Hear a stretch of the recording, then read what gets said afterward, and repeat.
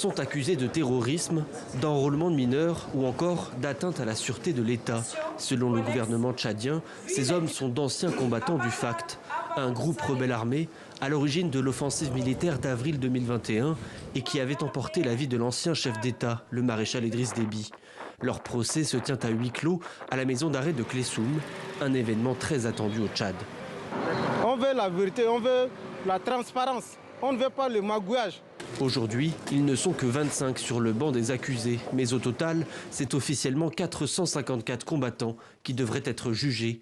Le procureur général a décidé de rajouter un chef d'accusation, celui de l'assassinat de l'ancien président Déby. Les 5 avocats, commis d'office pour assurer leur défense, demandent à ce que la procédure judiciaire soit entièrement respectée. Nous restons jusqu'à là sur notre soif pour qu'on puisse nous apporter les éléments probants.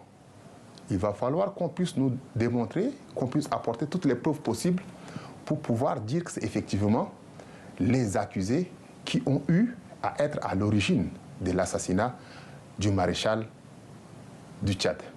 Mais même s'ils sont condamnés, les accusés pourraient en réalité ne pas exécuter leur peine. Car dans le cadre du dialogue de réconciliation nationale, le président de la transition, Mahamat Idriss Déby, avait auparavant déclaré que les prisonniers rebelles seraient libérés.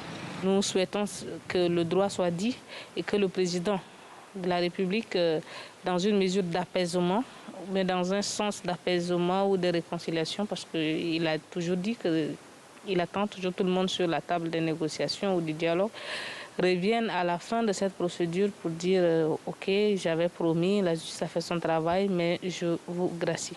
Pour le moment, le doute persiste. Les avocats ont demandé plus de temps pour assurer la défense. Ils n'ont été prévenus que quelques jours seulement avant l'ouverture du procès.